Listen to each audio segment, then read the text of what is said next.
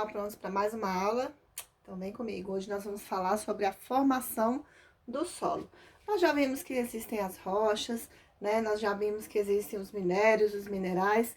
E aí nós vimos também que existe uma grande modificação na temperatura do planeta, né? A gente viu que tem a época de chuva, tem a época de seca, tem a época de calor, tem a época de frio, né? Tem a época que venta bastante. Então, todas essas modificações que vão ocorrendo, né, ao longo da nossa vida, ao longo da vida do planeta, vão fazendo com que essas rochas, que a princípio, né, são bem rígidas, bem sólidas, elas vão se desgastando, vão se transformando em partículas menores e com isso vão dando origem, então, ao solo. Essas mudanças todas que ocorrem, né, essas mudanças todas que ocorrem de chuva, de vento, de calor, de frio, a gente vai chamar então de quê? De intemperismo. Esse intemperismo, ele pode ocorrer de duas formas, né? A gente pode chamar o intemperismo físico e o intemperismo químico. O físico é justamente quando ocorre fisicamente, ou seja, a chuva bate na rocha e a rocha se desfaz. O vento bate na rocha e a rocha se desfaz. Pessoas, animais, né, andando pela rocha e a rocha se desfaz.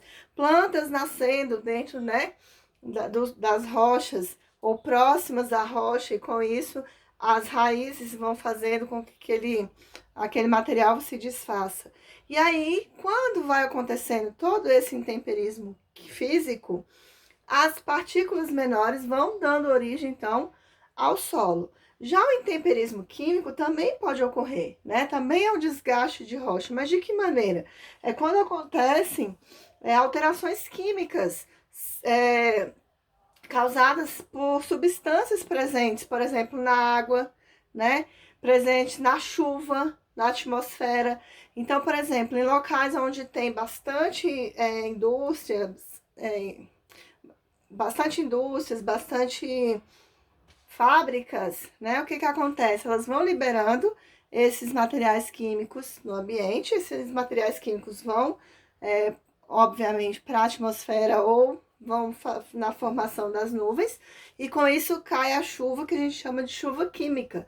E essa chuva química também tem um poder, vamos dizer assim, de quê? De desgastar essas rochas, e com isso vai transformando em partículas menores e também vai dando origem ao solo. Nós já vimos também que existem vários tipos de rochas diferentes, né? Com muitos minérios diferentes presentes dentro dessas rochas. E é justamente essa composição, né, que existe nas rochas matriz, ou também chamada de rocha-mãe, que é aquela rocha principal, aquela rocha que primeiro foi desgastada para poder formar o solo.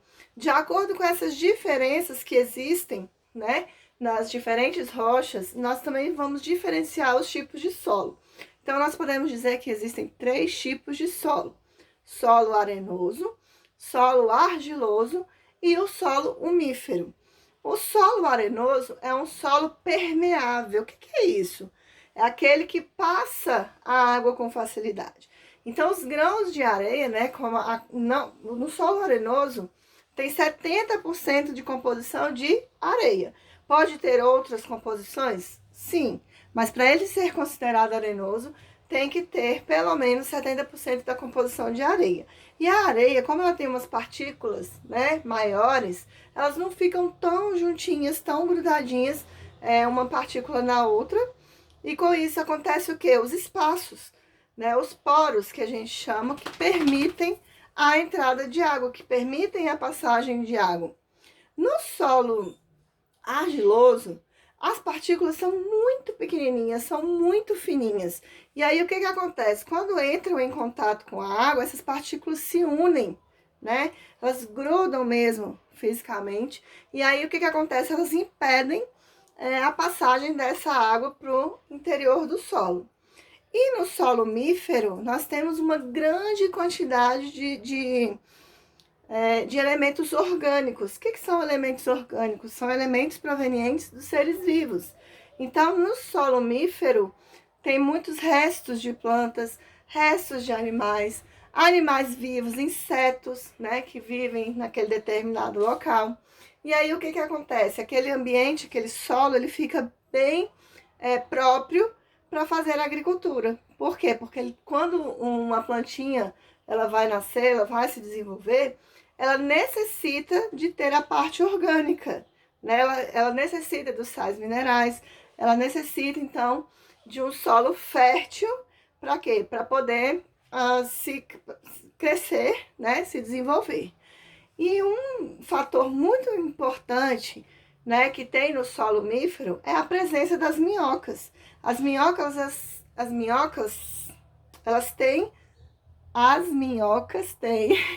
um papel muito importante, né, na natureza. Por quê? Como elas vivem debaixo da terra, elas vão caminhando e aí vão abrindo os espaços por dentro da terra. Esses espaços servem para quê? Para que a água possa correr mais facilmente, né, no interior da terra. A gente sabe que as plantas, assim como todos os seres vivos, precisam de água.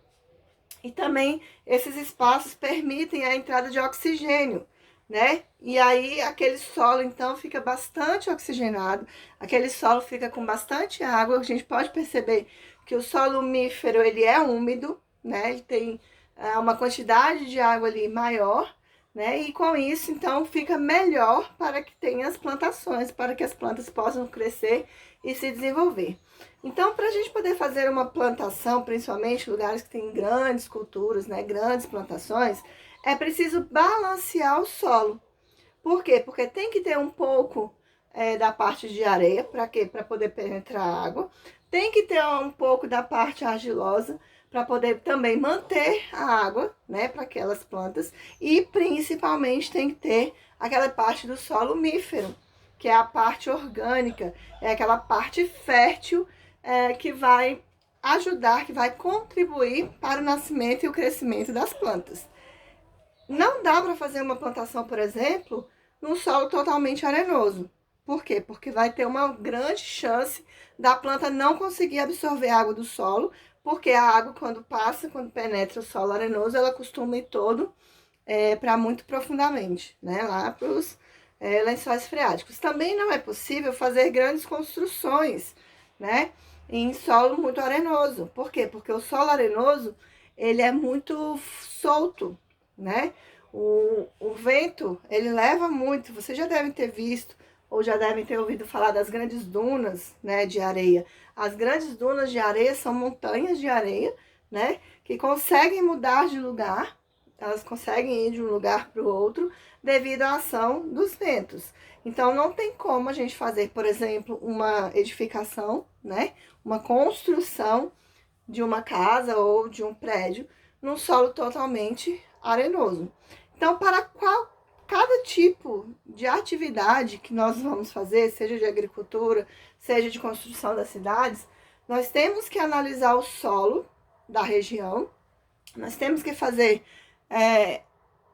o tempero, vamos dizer assim, nós temos que temperar aquele solo para deixar ele próprio, ou para construção, ou para criação de gado, ou para plantação. Então, para cada tipo de atividade que nós vamos fazer em determinada região, em determinado local, nós primeiramente precisamos analisar o tipo de solo, para ver se naquele local o solo vai ser compatível, o solo vai comportar aquela atividade que eu preciso fazer. Então, fica a dica. Quando for preciso fazer uma plantação, eu preciso analisar se aquele solo realmente tem bastante matéria orgânica, se é um solo úmido, se tem grande variedade de insetinhos que vivem ali naquele determinado local, se eu consigo encontrar uma grande variedade, né, uma grande quantidade de minhocas que também estejam presentes naquele local. E quanto mais minhoca tiver em um determinado solo, mais fértil aquele solo vai ser, tá bom? Um beijo, saudade de vocês e até a próxima.